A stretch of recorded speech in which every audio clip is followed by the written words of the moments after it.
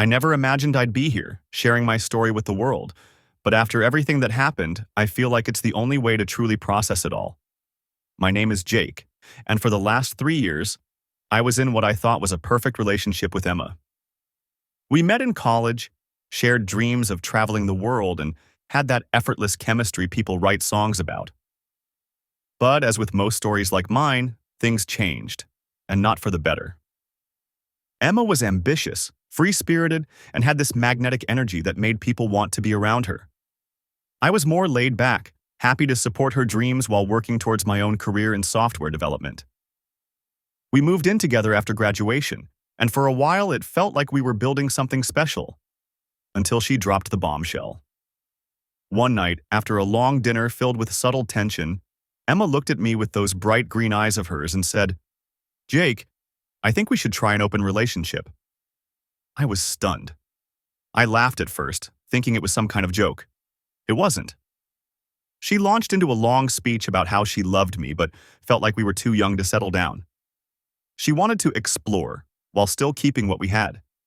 I could feel my stomach twisting, my world shifting under me. At first, I resisted. I told her I didn't want that I didn't believe love could thrive in an open relationship, but Emma had already made up her mind. She insisted that this was something she needed, and if I wasn't okay with it, then maybe we weren't meant to be together.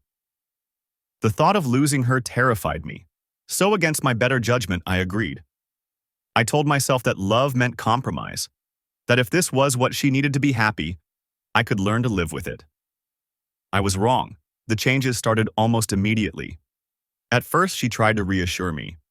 "It's just casual," she'd say. "You can do it too if you want." But I didn't want to. The idea of being with someone else made me sick. Then the late nights began. The mysterious texts. The way she'd come home smelling like cologne that wasn't mine. She stopped checking in, stopped asking me about my day. I felt like a ghost in my own home, watching the person I loved slip through my fingers. And then, there was Sophie. Sophie had been Emma's best friend since high school. She was the opposite of Emma in many ways. Quiet, introspective, the kind of person who noticed when something was wrong without needing to be told. We had always been friendly, but after Emma's decision, Sophie and I grew closer. She saw the pain I was in. She listened when I needed to vent. She never judged, never told me what I should or shouldn't do. She was just there in a way that Emma wasn't anymore.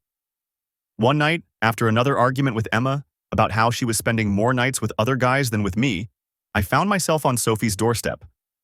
I didn't intend for anything to happen. I just needed someone to talk to. But something shifted that night. The way she looked at me, the way she reached for my hand. It was the first time in months that I felt truly seen. Amidst the chaos of my failing relationship, work was becoming my only refuge. My boss had started hinting at a promotion, but I was struggling to stay focused. I was constantly exhausted, my mind clouded by doubts and heartbreak. Sophie, ever the voice of reason, pushed me to prioritize myself. "You're so much more than this relationship, Jake," she told me one evening. "You deserve happiness too." Her words stuck with me. I started hitting the gym again, diving into my work with a new sense of purpose. I reconnected with friends I had neglected. Slowly, I was beginning to remember who I was before Emma. The final straw came one evening when Emma came home late. Again. But this time, she didn't even try to hide it.